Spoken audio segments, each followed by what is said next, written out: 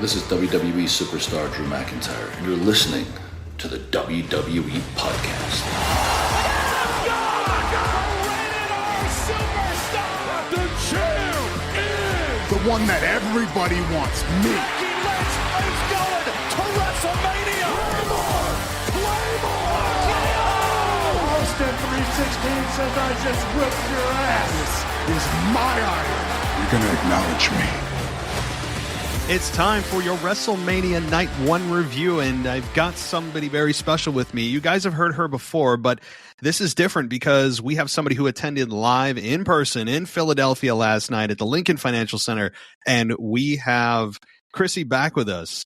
And she attended last night in person with her son, and I'm very jealous, although we heard how cold it was about 48 times throughout the show from the announcers, and we'll find out if that actually verified to be super cold or not. And but before we get into details and specifics, Krisy, welcome to the show, and how are you feeling right now?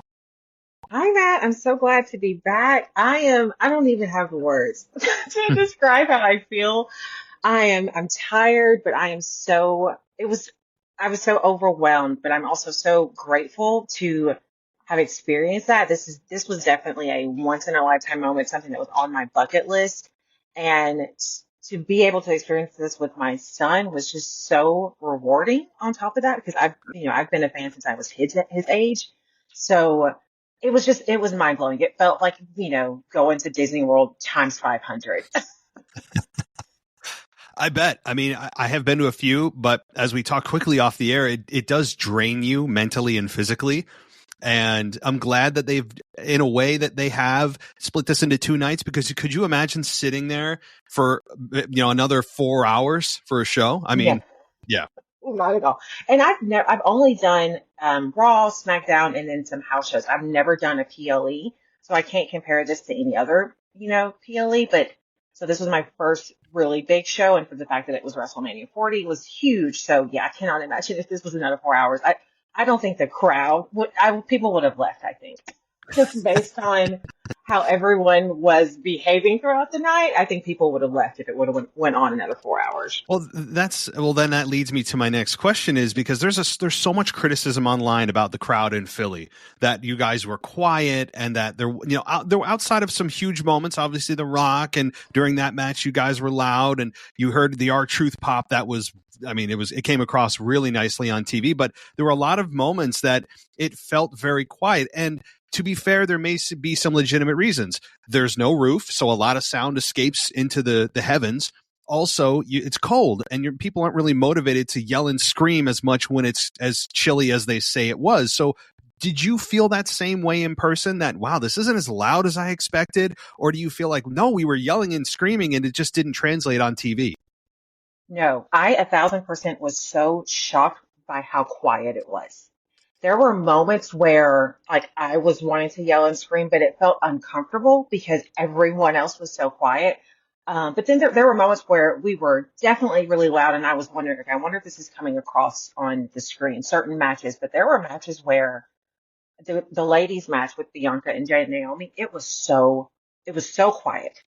And that was a match I was really looking forward to. And then in my section, there was, a few other women, and we were excited and we were hyped, but no one else was.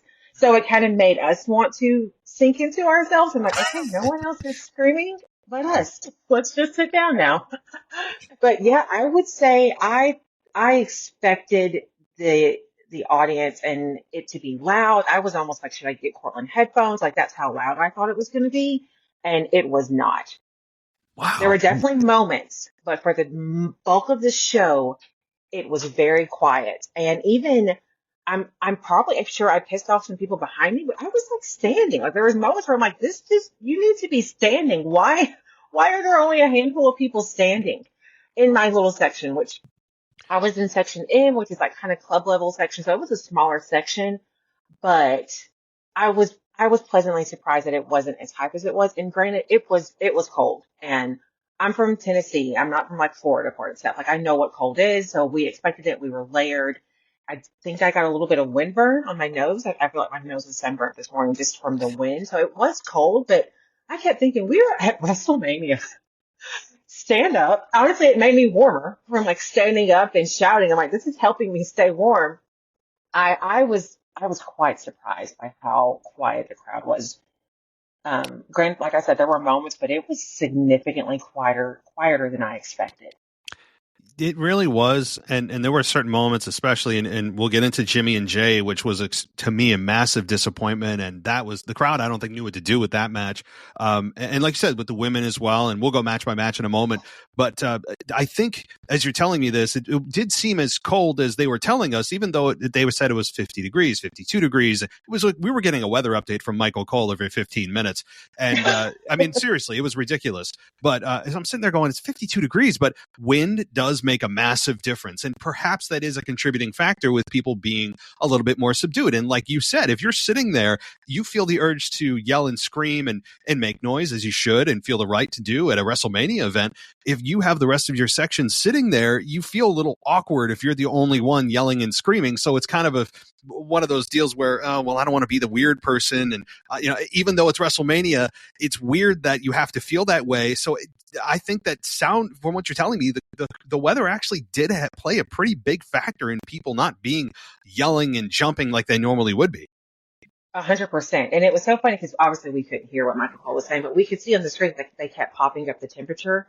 And it was like 52. And I'm like, this feels like 30. Like, this does not feel like 52. 52 is pleasant.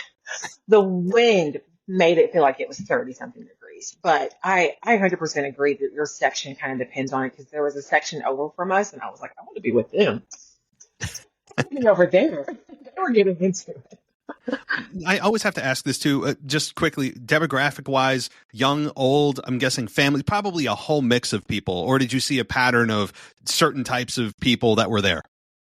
It was definitely a good mix. I would say in our section, Cortland was one of I think there was maybe four other kids. So there wasn't a lot of children in our section, but I think it was definitely a good crowd, obviously predominantly male audience, which from a woman having to go to the bathroom, like I love these type of events because there's no line for the women's bathroom. There's definitely more men there. So I was like going straight to the bathroom, whereas Cortland had to wait in line for a minute. But, yeah, definitely a good mixture. I would say I didn't see as many kids as I thought I would see compared to like when I went to Raw a few months ago back in August. There was not as many kids here, and I'm wondering if maybe the weather played into that, or even the fact that I do feel like we're gearing more towards TV 14. I'm wondering if that's kind of changing the landscape of I can't bring my kids to the show if The Rock's going to drop a few F-bombs. Mm-hmm. But I think the demographic was probably a really good mixture. Good. Yeah.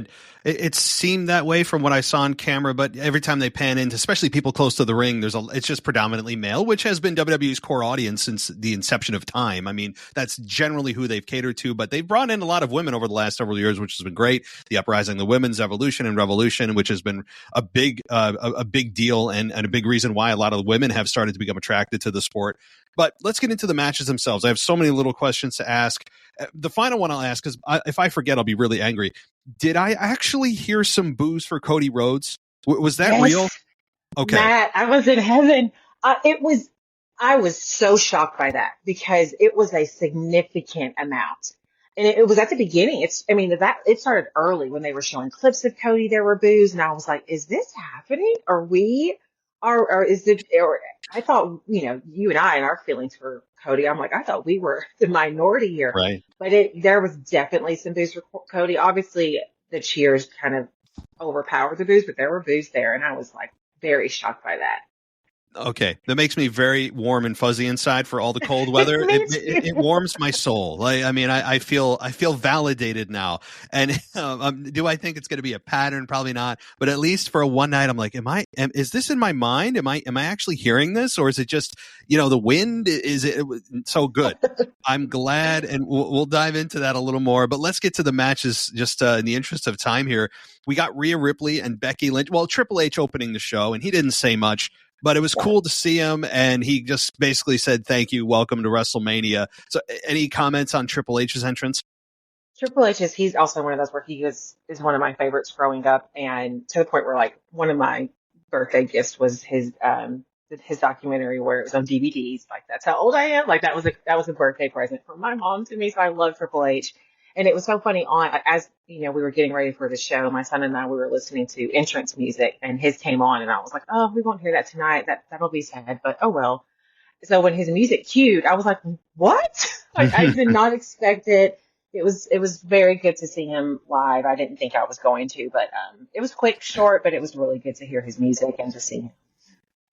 And I think this will be known as the Triple H era. It does seem to be landing on that, but at times, sometimes you don't know what era you're in until after it's passed, and then you name it. When you're in the era, typically you don't have a name for it. So I do think eventually this will be looked back on as the Triple H era, and he has done an amazing job. And the crowd seems to really be taking to him. And I'm imagining it's pretty cool to see him, even though he didn't obviously compete or have any kind of significant role, but just to see him, hear that entrance music is nostalgic. It brings a WrestleMania feel right off the bat. So yeah, that must have been a cool moment for sure. But let's get into the matches themselves. And Rhea Ripley and Becky Lynch open the show. And, we got a narrative from Cole telling us that Becky was actually battling strep throat all week. She had 102 fever, which, I mean, that I don't care who you are. That's a terrible thing to have to deal with if you're trying to wrestle. So, props to Becky Lynch for being a trooper on that one. She didn't look sick, but boy, oh boy, if that's true, that's tough to deal with.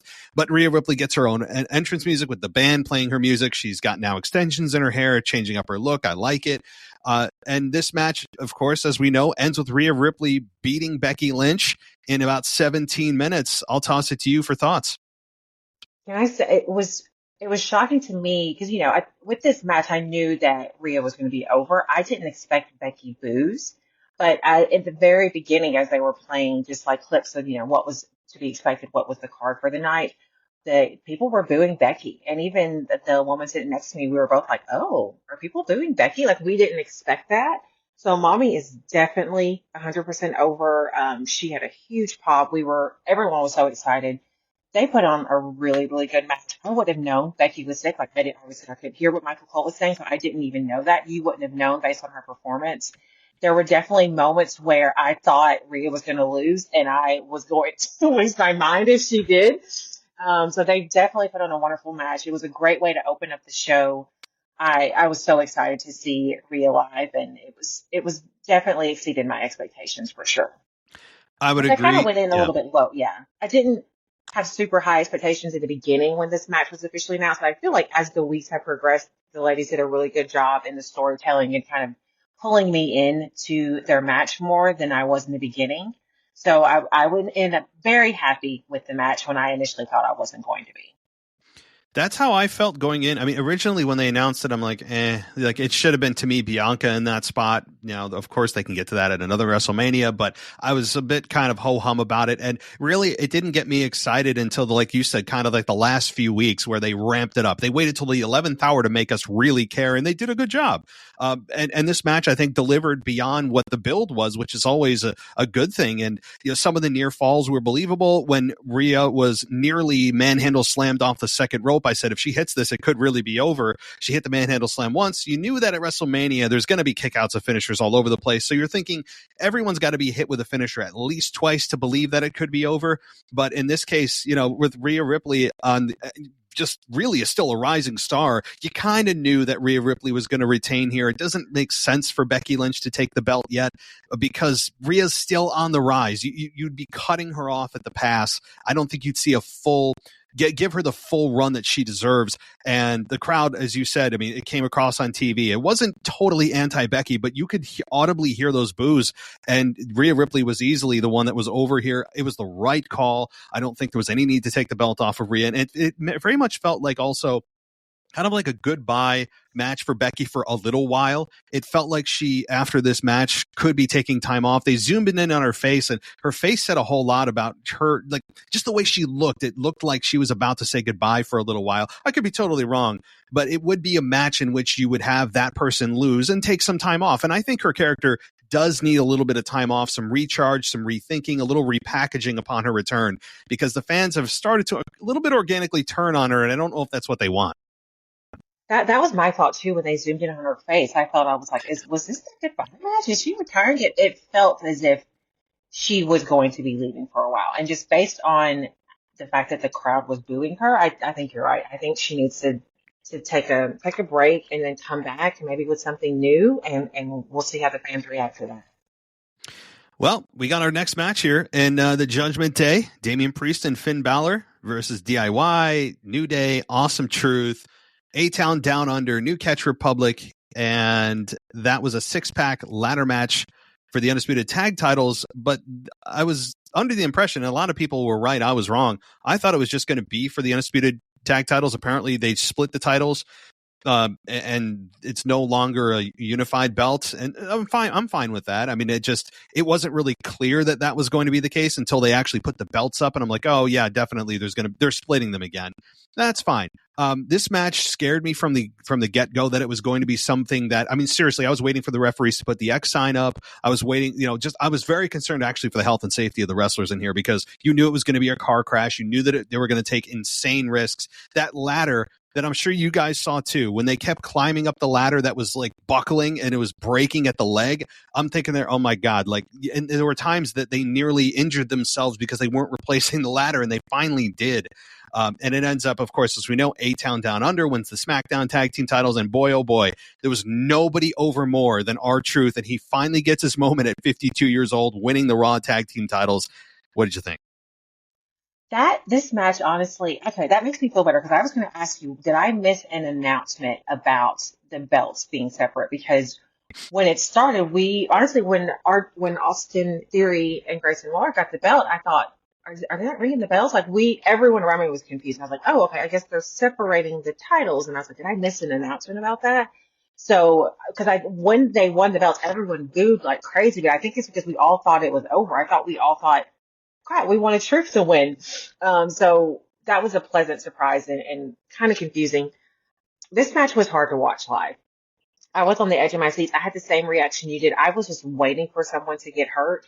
Not only that, but I didn't know where I was looking. And our seats, we weren't on the floor. We had decent seats. I couldn't see what I was looking at. To the point where I forgot New Day was there until I think they had a big moment at some point, and I was like, oh yeah, New Day is there. It was hard to watch live. I want to go back and watch it, because I felt like I didn't really get to experience what was happening, because I was like, what am I looking at? Who's there? Just looking all over the place. But Truth was 1,000% over. I mean, people were on their feet for Truth, and everyone was yelling. I don't know if you heard it, but there was a "We want Truth" chant. And I think we genuinely wanted him to be the one to climb up the ladder and get the belt. I think at one point Miz was getting to, and I was like, I mean, obviously I want him to win, but I want R-Truth to have that moment of him climbing up the ladder and grabbing the belt. So when that finally happened, I mean, we were all just so happy for him. It's just, he is I'm like, Truth for president. Everyone loves Truth. If you doesn't, something's wrong with you. And how did you laugh when he thought it was a tag team match? I was laughing. Gosh, all of us were laughing. We were dying. Did he pin someone at one point? When he tried to go for a pin, and Miz is like, "No, you got to go up." Yeah, everyone was laughing. He's just such a wonderful character, and I feel like he really does bring people together. It was just such a unified experience, and we all wanted Truth to win in that moment. Yeah, no, it's like you said, there is something wrong with you. Should see a psychologist if you don't love Truth. I mean, you have something diagnosably wrong with you, because he's such a, like you said, he's a pleasant character, but he's also a guy that you love and actually are rooting for, not in a laughing at him way, but laugh with him. You love the fact that he's kind of detached from reality, but he does it in a way that makes it so sincere and genuine. It's just this combination of personality traits that's really hard to pull off in a way that's believable. And he's just, I love it. Now, how long I think this tag title run is going to go? Probably not more than a few months, but that's fine. Truth got his moment, and that's what I was hoping for here. 52 years old, and he finally gets that moment at WrestleMania, and I couldn't be happier for him. Yeah, I mean, the Miz, fine, but R-Truth, it was all about R-Truth here. Yes, you have A-Town Down Under, and they're a team that I think has a lot more to really prove than R-Truth and the Miz. But for me, this was all about Truth and the Miz here, and it's just a feel-good moment that the show needed at this point. It really was. And the fact that he's 52, the man in the ring, he is a phenomenal athlete. You would not know this man was 52 years old when you watch him. And there was just so many moments throughout that match where, I was saying that. I was waiting for the X symbol. I was on the edge of my seat. There was moments where you were like, you could feel the pain. You're like, oh gosh, that looks like it hurt. But it was a really good match. It was just hard to watch live. And that may just be where our seats were, but I didn't, there was moments where I didn't know what was going on. Yeah. I mean, I couldn't imagine. I've said this in my previous show. Like, how do you call this match? I mean, like, if you are the announcers, there's just too much going on. I can't remember a ladder match that had 12 guys in it or 12 women, anybody. I mean, that's just half of a Royal Rumble nearly in a ladder match. And it's just, you can't possibly keep up with all the action. I thought that there really is. Just, let's be honest, there's too many teams in that match. I would cut it by half, and even that would be a handful. But fine, everybody gets a chance at WrestleMania. I have no problem with that. It's just hard, like you said, hard to digest because there's this and that and this going on. And you're, like you said, you're waiting for somebody, unfortunately, to get injured. I haven't heard any injuries coming out of it, which is good. But still, it's simply too many people. That's all there is to it. But still fun, still some good moments. Honestly, I have no issue with the SmackDown tag titles going to the heel team of A-Town Down Under and the other team balancing out with Awesome Truth. Now it's just a matter of Judgment Day has a big problem, and I think the cracks are going to continue to form over the next several weeks, eventually leading to a total split of the Judgment Day. I mean, that to me is what's coming. But all right, speaking of which, though, on to the next match here. Dominic and Santos Escobar versus Rey Mysterio and Andrade. This ends with Dom and Santos getting the victory in about 11 minutes. But it was two masked men that I was looking at going, well, who the hell are these people? It seemed extremely random. And if you don't know who Jason Kelsey is, or Travis Kelsey, obviously Taylor Swift and that whole thing, I mean, then you probably had no clue about this. But most people had an idea of who Jason Kelsey is. And it just seemed really random. I didn't understand the need to bring these two in. And I actually thought that Santos and, Dom and Santos needed the victory much more than Rey and Andrade did. It was okay, but for me, it's just kind of a question mark on this one. How about you? This match, I have to be 100% transparent with you. Like, when I looked at the card, I was like, we have to pick a bathroom break match. And it had to be that one, unfortunately. So we caught the tail end of what was happening with Kelsey coming out, but I didn't see any of this match. I felt awful, but it was a long show, and I was like, okay, which of these matches will we need to get up and, walk around? We wanted to go to the merch store. When we first got there, the lines were ridiculous. I was like, we're going to have to go during a match. And that was that match, unfortunately. So I'll have to watch it on Peacock later. Because I completely missed it. I didn't even get to see the entrances. It felt like a SmackDown match. It just felt like a quality SmackDown. Yeah, no, it was fine. It's only 11 minutes, so nothing really any longer you'd see than on SmackDown. It's just I didn't understand the finish of why Rey needed to win. He already beat his son last year. You'd figure they'd kind of even it out with his son's team getting a victory this year. But it was all about Jason Kelsey at the end, and I don't know. I'd agree that this wasn't a bad one to take your bathroom break on. I totally would have done the same thing. You got to pick your spots. You got to go at some point. I mean, you can't hold it the whole time. So exactly. Yeah, that was it. No, I'm with you. I'll watch it back and I'll let you know what I think. Yeah, no, that's fine. But this next match, honestly, probably didn't. I mean, again, maybe you have an opposing opinion, and that's fine. But I was very disappointed in Jay versus Jimmy, considering how just awesome these two are. I really was disappointed in the quality of this match. It was. I thought it was going to be super kick heavy. It seemed like they didn't do anything other than super kicks, which was, to me, I got to go back and count. I should have done a counter because it had to have been over 20 collectively, well over 20, which is absurd. Absurd. I was going to like, did you count? Because it was absurd. Honestly, this match, this was probably the most disappointing match of the night for me because I did have high expectations for this match. I walked in thinking, I bet they're going to steal the show because they are so good in the ring.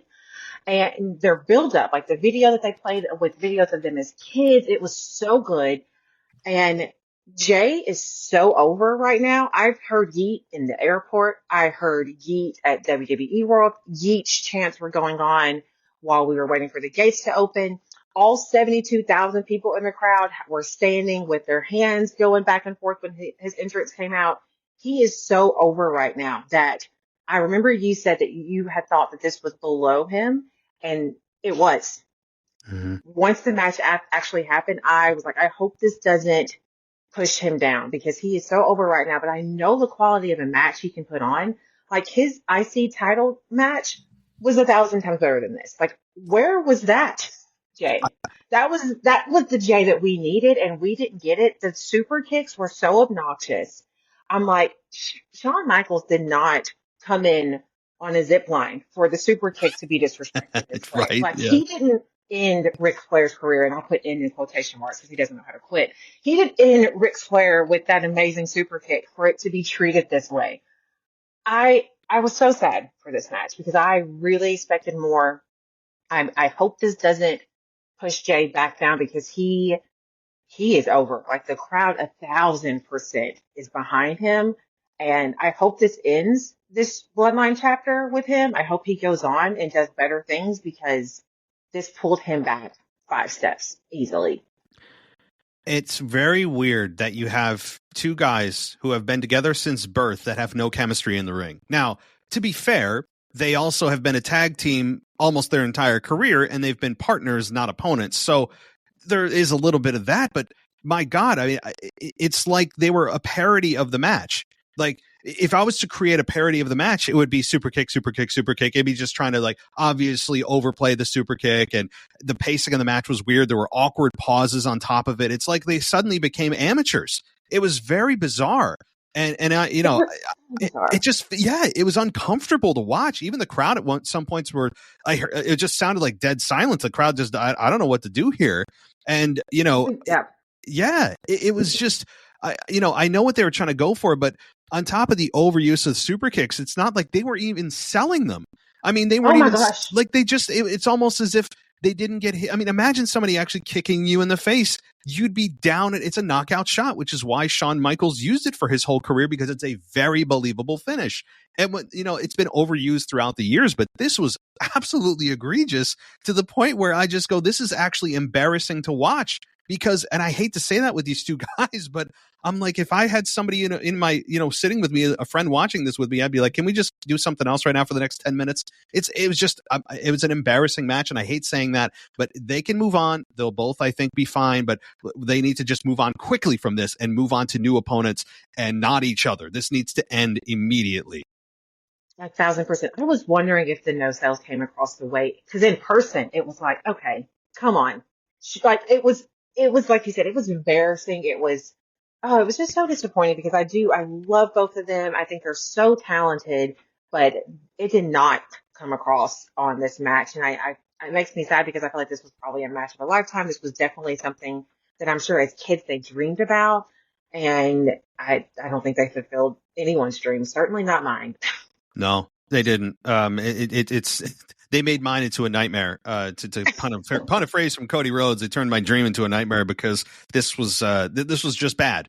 It was startlingly bad, and I really wish that they would have not done this, because I was advocating for Jay, as you said, for the Intercontinental title. I think he was still, even though Sammy won, we'll get there, I still believe that Jay is a better candidate for the IC title. He was on the ascent all year. Fans have gotten behind him. He truly felt like a main event, and Sammy kind of came out of nowhere and was on this like re-emergence journey that the fans were like, we kind of want Chad Gable or Jay, and Jay went into Jimmy, and I don't know. It did feel below Jay, and it was below Jay, and I don't think it helped anyone. Both men were hurt by this match, but there's obviously their name value, and the fans forget quickly. They'll be able to repair themselves, but I just would not recommend anyone rewatching this match back. There may be a few people out there that enjoyed this, but the crowd didn't like it. I think most people online were like, "Wow, that was just almost impossible to believe that the talent that was in this match put on something that bad."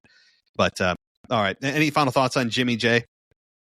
No, I definitely want to erase that from the movie. Yeah, please.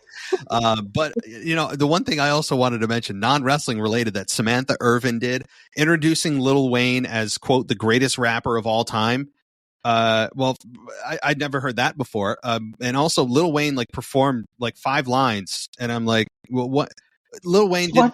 I'm sitting there going, okay, here's the thing that you don't do. You don't claim somebody's the greatest of all time, because that's extremely subjective. Fans decide that. But also, you don't say someone's the greatest of all time and then have them come out there and embarrass themselves 30 seconds later. It just, because I don't know what, I was just like, what's happening? I was like, did it get cut? Because like I remember, he was like, I'm performing, and I'm like, where? Yeah. Like that. I was expecting like a little bit of a song, but that was nothing. And I was like, and it sounded really bad. And I like Lil Wayne. Like I grew up with Lil Wayne. I like him, so I was Yeah. excited for this. I popped, I stood up, and I quickly sat down. That's how fast it was. Like, Yeah.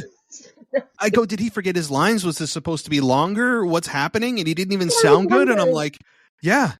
So I was like, maybe in person this came across better, but at home, I'm very confused. Like, what is going on? And then it was another. It kind of led perfectly into the Jimmy Uso match because that happened right before. It was a foreshadowing of that match because I mean, right, it really was.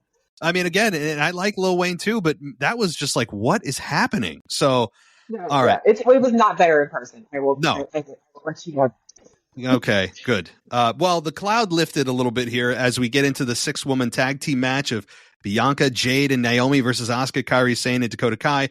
Now, there was no doubt about the finish of this match. I would have bet my house on who was going to win this, and it turned out to be the right choice. But the entrance of these 3 women, Jade and Naomi and Bianca, that was a pretty cool entrance, with their stances and the costumes they had on. It was pretty cool, cinematic. The only problem I had with it was, I wish they had given them individual entrances because I think that would have been a better idea than putting them those three together. Again, that's a subjective choice, but I would have liked, especially with Jade getting her own entrance, Naomi getting her own entrance, instead of just 3 come out at once and then they just come down to Bianca's music. But what did you think? It was hard for me to see the entrance where we were sitting, so I didn't really get to see the impact of it until I saw it on social media afterwards. I was like, oh, that was really cool. I hate that I couldn't see it as well, but I was very excited for this match. I will tell you, the crowd was 1,000% dead, and I could kind of tell that, like after, at the beginning of this match, that it felt like this was the match of like people were starting to get tired and a little bit drained, and the temperature was slowly going down even more. And I could tell that, but I was excited for this match. Even though I was one of the few people who was standing and yelling during this match, I wanted to be able to actually enjoy it. So I did. I didn't care if people were staring. Good for you. At some point you just have to say the hell with it because, like you'll never meet these people again ever. You've spent your hard-earned money and your time dedicated, maybe even take time off work. A lot of people have, you're going with your son and you got to just say the hell with it and just put that aside and just do what you need to do and scream and yell as respectfully as you can. Because I mean, I'm not all for, some people think that it's just like a free pass to do anything and say anything. I don't believe that, but yeah, I mean, I'm glad you did that because this was a match that I'm surprised it was as quiet as it was. But I also was waiting for the big Jade Cargill pop, and she did get a pretty big pop when she was finally tagged in. Hitting a choke slam was pretty cool. She hit the choke slam pretty well. I was thinking, whoa, that's her finish now. I think that should actually be her finish instead of the Widow's Peak, but that's my opinion. But I think she looked pretty good. I didn't see a massive sample size from Jade Cargill, but did the crowd at least seemingly come alive finally when Jade Cargill got in the match? It seemed that way. Yeah, it certainly did. And there was definitely a "We Want Jay" chant that was happening. And when she finally got in the ring, there was definitely a pop.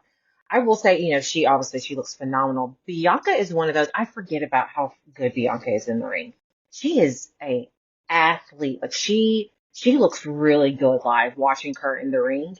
I think because which I like Bianca, but I think her character, there's something about Bianca that I'm not drawn to. But then when I see her in the ring, I'm like, oh yeah, I forget how good you are. I think it's like her entrance and the hair. Yes. Something about it where I just kind of look past her until I see her in the ring. And then I'm like, oh yeah, you are a beast. She's good. I felt like, and maybe I missed something, but I felt like Naomi was underwhelmed in this. Unless there were some moments that I missed, I felt like this was definitely all about Bianca Belair and Jade. I felt like they put on a really good show. I feel like there was moments where I kind of forgot Naomi was there. Which makes me a little sad because I do like all 3 of them, but Bianca is amazing, amazing live. I think maybe I'm not drawn to Bianca because I'm not a 12-year-old girl and I'm a grown woman and I kind of want to see her as a grown woman, which is, I feel like what Jade gives me. Yes. Jade gives me that same athleticism, that same look that Bianca has, except Jade is a woman and not a little girl. And I feel like Bianca leans towards little girl. And I'm not a Bianca hater. I literally, like, when she stepped in the ring, I was like, wow, she is good. Like that was my reaction seeing her live. Her entrance, Bianca's entrance, and her in-ring work are completely diametrically opposed because you have, like you mentioned it, you said it. She comes out like a 12-year-old girl skipping to the schoolyard. I hate it because it doesn't reflect what she's capable of in the ring. I mean, she is a badass in the ring, and she comes out twirling her hair. And I know that she does appeal to the younger audience, and I'm sure she does. She, the younger girls do draw to her, and I understand that. But as a grown fan like yourself, I look at this, I'm like, and she's twirling her hair on the way down the ring, and even twirling her hair when she was being brought up or brought down from the entrance with Jade and Naomi, and I'm like, stop twirling your hair. It's just so obnoxious, and it's immature, and it just takes so. To me, that's how I view it. I've seen her when she is not in full makeup and not with her braid in. I actually like her when she is in kind of a more natural form. And I'm like, this is, to me, how she would look more grown up. Like you said, Jade is a more mature version of Bianca in a way. And Jade got her hair. Yeah. Jade's hair. Yeah. I think it takes away from how talented Bianca is. Like, she is so good. And I don't mind the braid. It's the whipping of the braid. Like, there you go. The swinging it. But there was one point, I think, she hit someone with her braid. It was so loud. Like, there was an audible, like, oh, it sounded so painful. I have to ask you, because every time they've done that, I'm thinking to myself, there's no way it can actually sound like that. They must put a sound effect in. Did that sound like a perfectly timed sound effect? Or did it actually sound, you know what I mean? Because I can't tell. I think it happened. If that's a sound effect, they give their sound people a raise, because it was so loud. Like, you immediately like tensed up because it was like, oh, that hurt. So if it's a sound effect, props to them. I thought it happened. Like, I thought it legit was like someone was getting a belt whipping. That's what it sounded like. Okay. No, because this sounds too stereotypical, like a whip. And I'm like, oh my God, how is it possibly that loud? But maybe it is. So either way, I wouldn't want to be hit with it. I mean, I wouldn't. So Asuka took it pretty well. And obviously they ended up losing the match. Jade gets the victory. And it's the way it should have gone. I mean, obviously this team of Naomi, Jade, and Bianca isn't meant to last. We'll see if it's something that they continue with moving forward. But we all know we're going to get to Jade versus Bianca at some point.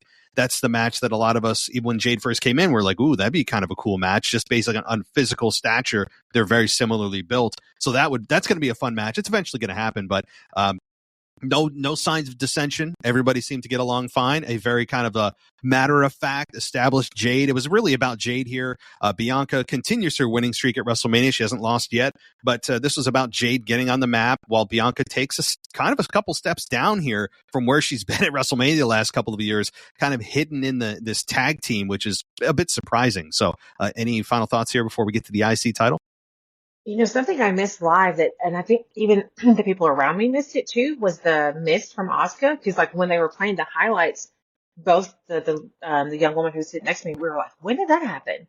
And so there are some moments live that you generally do miss, and we missed that. Like we didn't understand when that happened. So that's those are some of those downsides of attending live, is you miss some of those moments depending on where you're sitting. Obviously, if you're four side, you can see all those things, or ringside, excuse me. But we missed that, so I missed that. But it was a great match, and I think you're right. I think this is just setting up the next steps for which will eventually be Bianca and Jade.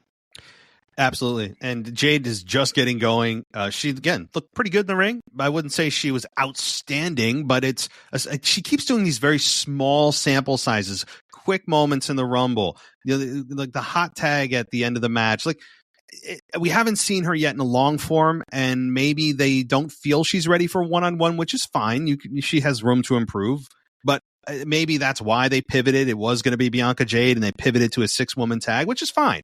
But either way, Jade has got a presence that you can't deny, and she's going to be a massive star. I mean, I bet you at WrestleMania 41, we're talking about Jade perhaps main eventing night 1 with Bianca or somebody else. It's possible. So, all right, well, let's get to the IC title. As Logan's Paul energy drink was just everywhere, talking about all the time. I mean, I know it's in the middle of the ring, but it's also, there was a stand next to ringside. People were talking about it backstage. Like, it's almost too much with Prime. Yeah. But the Gunther, yeah, and I know he paid. It's just it's overload. But Gunther versus Sami Zayn for the Intercontinental title. I mean, this was as good as advertised. I think it could have gone a little longer, but still very good, very believable. His wife backstage and at ringside added a sense of humanity to Sami Zayn. That I really thought it was needed. Chad Gable giving him one last pep talk before the entrance of Sami was fun. And then you get out there and the match lasts 15 minutes. Well, Gunther was toying with Sami Zayn at the end, thinking, Sami Zayn's dead. Sami Zayn ends up hulking up, essentially, finding energy from the gods, and ends up hitting 3 haluva kicks and 1, 2, 3, new Intercontinental Champion. The 666-day reign is over. What did you think? This was one of my favorite matches of the night. I am not like a huge Gunther fan. He's phenomenal, but seeing him live, I am now signing me up to be in Imperium. He is so good live.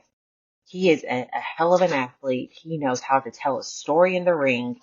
Every chop you felt, every power bomb, I was like, this is it. There were many moments where like, Sammy, tap out, like, this is it. This is done. I didn't expect Sammy to win. I didn't see it going in that direction just because of how good Gunther is in the ring. Like, I know obviously he's held that belt for this long, but now that I'm like in the fan club, I'm like, I want to see him more. I want to see him more now because gosh, I was so surprised at how much I enjoyed watching him in the ring. And he looked great. Like, he looks like he's even toned up even more from, seeing him live, a while ago. He looks great. Him toying with his wife was good. Her emotion and reaction was good. All of the women in my section, once the match ended, they're like, go kiss your wife. Like, we were all like, we kind of made it into like a love story with them. So it was a really good match. I personally also wanted it to be Chad Gable. The crowd was over with Sammy, but you definitely heard some like in between the we want Sammy, we want Gunther chats also. And I thought that was a shock. But so I'm hoping that the next steps for him moving forward are him going after a bigger title because he is a force to be reckoned with in the ring. He is so much fun to watch live. I mean, I was very surprised at how much I enjoyed seeing him in action. He is a one-of-a-kind talent that is just going to continue to get better and better. I think this was a pivot moment for Gunther. The loss really was a promotion for Gunther because, okay, he lost the title, but again, that just means you're being pushed to the next level. It may not happen immediately. There may be some follow-up matches at Backlash and at the following PLE where it's, okay, Chad gets involved. It's maybe a triple threat where Sammy retains and then eventually just kind of trims down to just Sammy versus Chad. Doesn't mean, again, Gunther doesn't need to immediately inject himself in the world title, but does mean that this year he is finally going to get to that next level and get to the world title picture and maybe even win, depending on who's champion and, of course, the what the layout of the land looks like at that point and who, what they want to do heading into next year's WrestleMania. But I think this was a promotion for Gunther. This didn't hurt anyone. It helped everyone.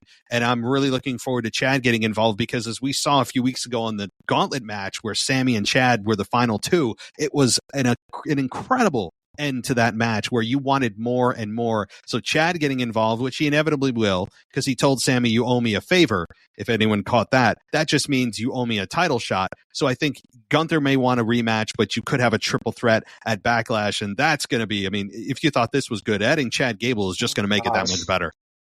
Yeah, it makes me excited to see what the next steps are for everyone involved. But it was definitely one of my favorite matches of the night, for sure.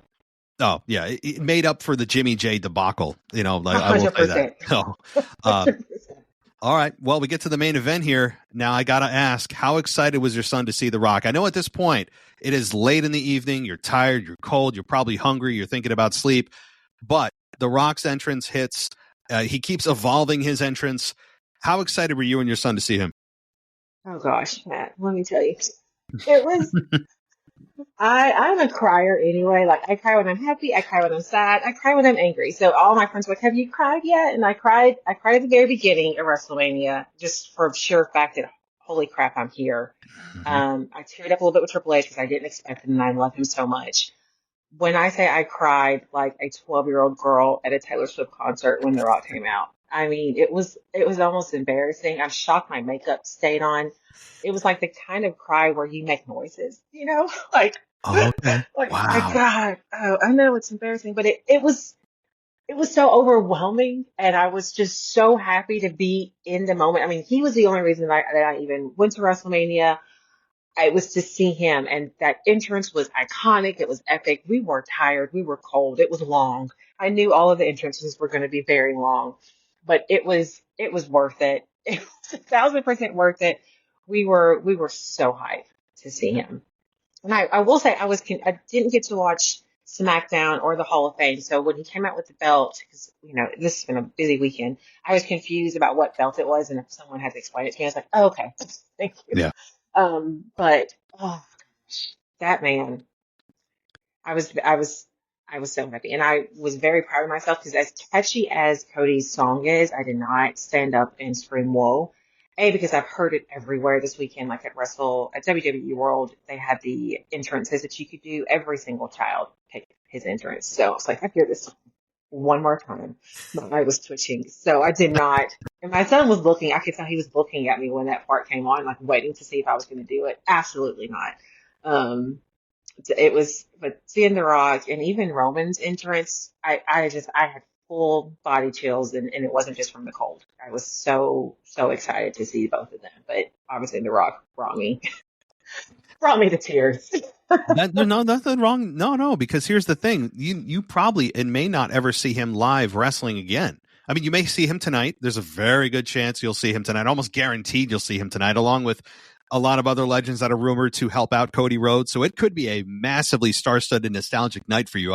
If I was to pick one night to go, it would have been tonight. So you are in for, I think, a really fun treat at the end of the show with Roman and Cody in their one-on-one Bloodline Rules match. But seeing The Rock live, I totally get it. You may not ever see him wrestle again in front of you in your lifetime. So, and obviously if you're a wrestling fan from way back when in the Attitude Era, Ruthless Aggression, there's a lot of nostalgic feels there. So no, I totally understand that. It's that chills moment. It's that moment that, brings you back to your childhood, what that moment means, what the place you're in. Obviously you have your son with you, so it makes it even more fun.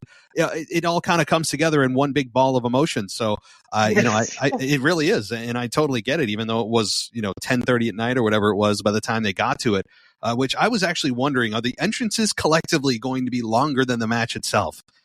Because I was wondering the same thing because I was looking at my clock. I was like, what time does this have to end? Like, what time is this show supposed to end? Because these entrances are taking forever. Does this mean the match is going to be short? Like that was my fear, but it was not. There was definitely a long match.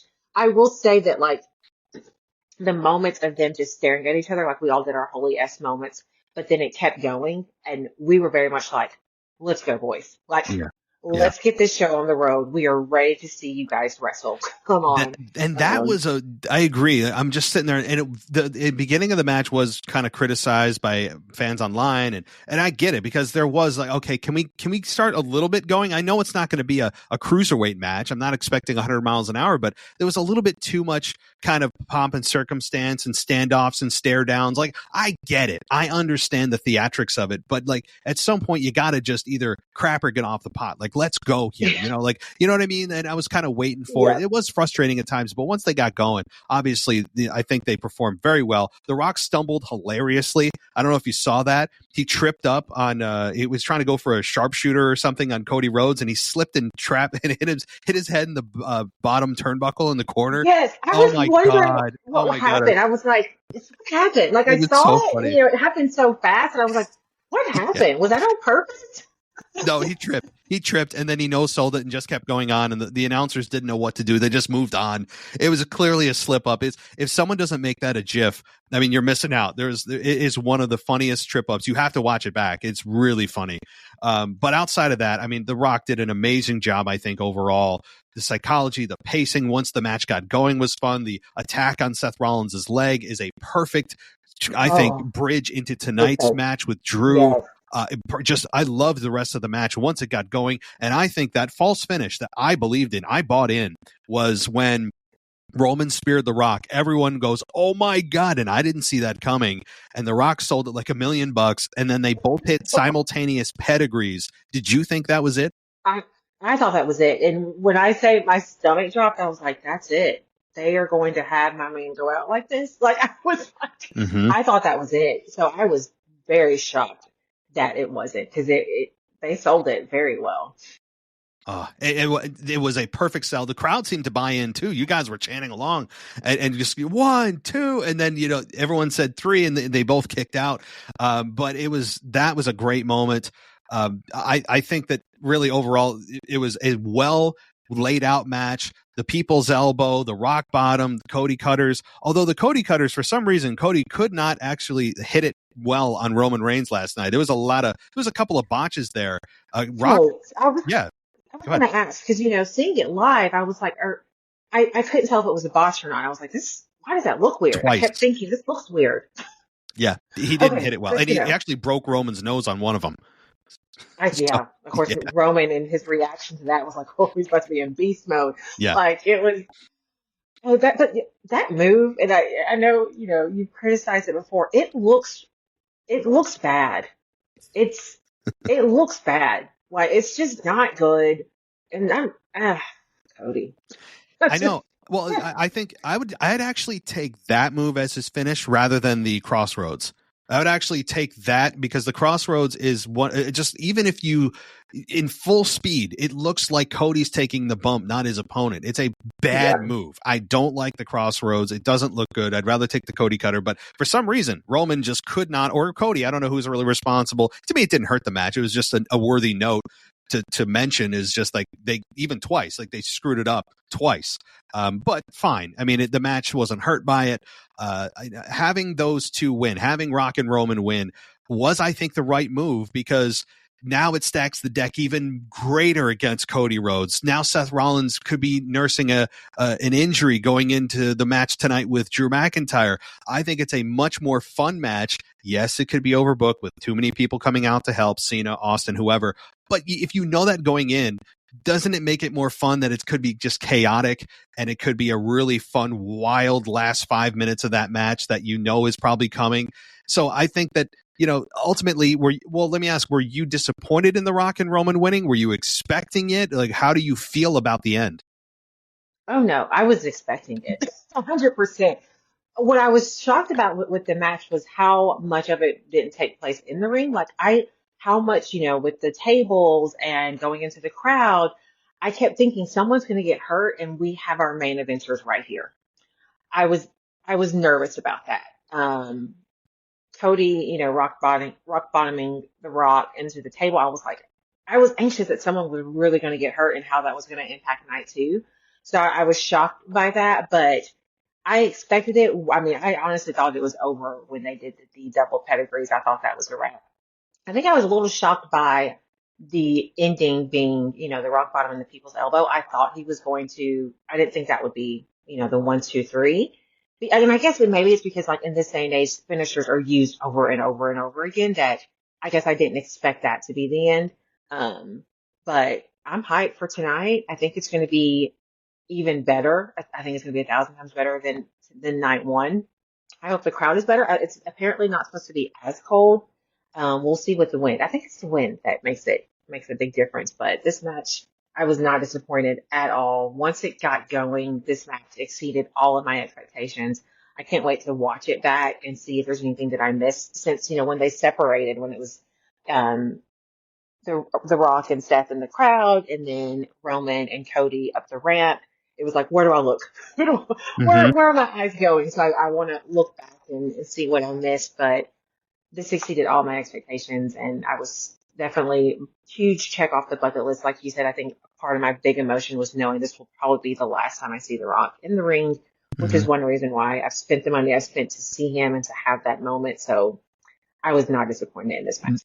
No. And no one can ever take that away from you. Yes, it's money, it's time. You have the hotel, crowds, obviously, all that. But it's a moment that you will take with you forever. And it's a moment, like you say, you probably won't be able to get back. The Rock wrestling more matches after this year is not likely. Yeah, maybe he'll do WrestleMania 41 with Roman Reigns, which is what everyone expects to happen. But again, getting to WrestleMania, at that point, you'll have to get a flight. You'll have to get all these things, all these logistics that for most people are not plausible 2 years in a row.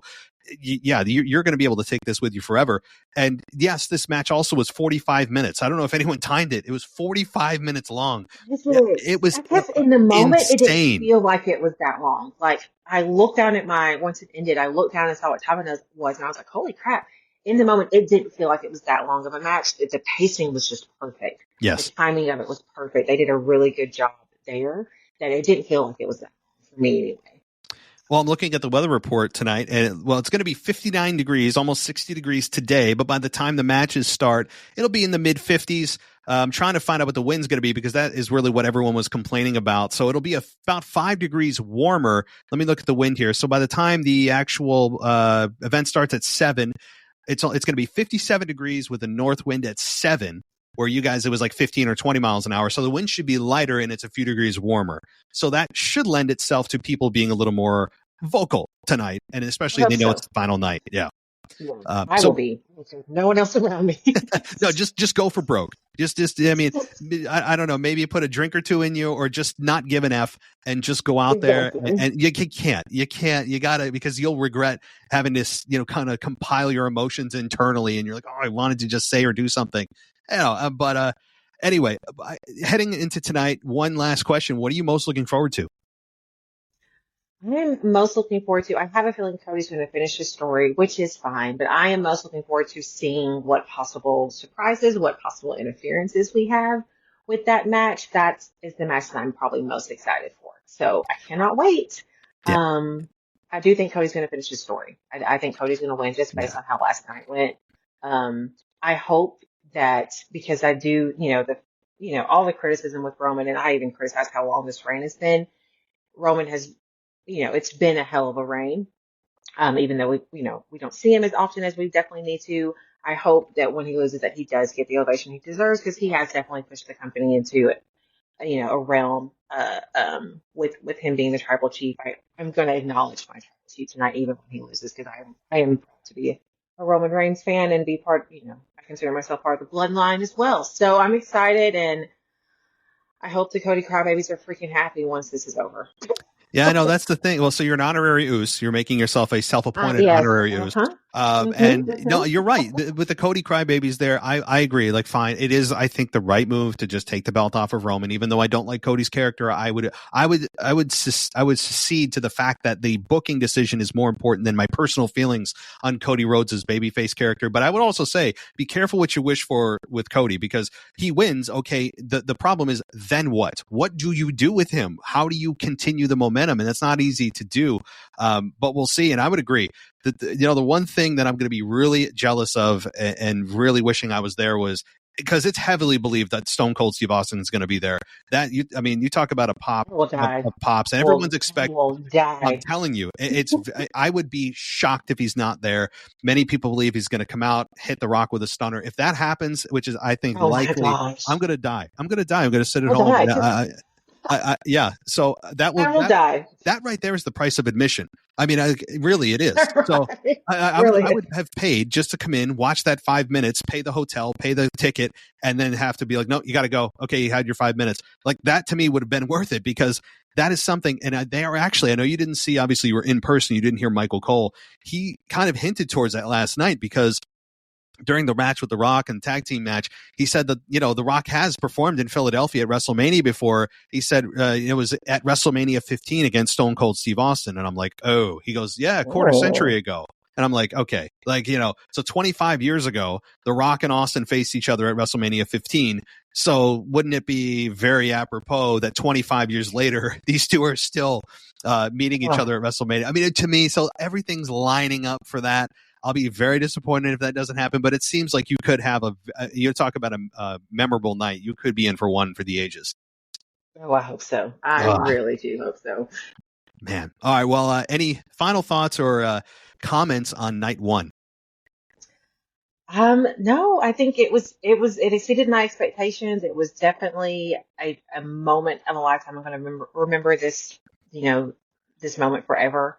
It was just so amazing. So I'm so fortunate that I was able to go and attend, and I cannot wait for night 2. And I'm on X now, Matt. You've inspired me. I've not been an X person, and I was like, I feel like I need to get on X. Matt always talks about this, and who's tweeting at him and who's talking trash about him. So I want to see this for myself. Yeah, it gets pretty heated. It gets pretty heated. Yeah. I'm like, do I want to be on here now? 6 followers, 5 of which are bots, and 1 is my husband. So you guys can follow me on X if you want to. There you go. Krisy Thomas, Krisy, 1S Thomas. There you go. Okay. Well, no, I will. I'll send you a follow. Everyone else, please give Krisy a follow. I think she'd enjoy more than bots. Because when you first sign up, you've just got people that are, just clearly not real people that have, I know. Yeah. So, all right. Well, Krisy, thanks so much. And listen, I am jealous. If I hear that glass crash, I'm going to be sitting in my bedroom while you're there live, and I'm going to be just lamenting the fact I didn't go. But I think you're going to have an amazing night. I'm very jealous. Stay warm. Okay. Stay warm and be loud. Yes, I will. Thank you, Matt. I appreciate you so much. Thanks for having me on. All right. Enjoy. Have a good one. Thanks for listening to the WWE Podcast. Don't forget to subscribe on your favorite podcast app so you don't miss a show, or head to WWEpodcast.com. And for all of these shows ad-free, head over to patreon.com/WWE Podcast. Until then, we'll see you next time.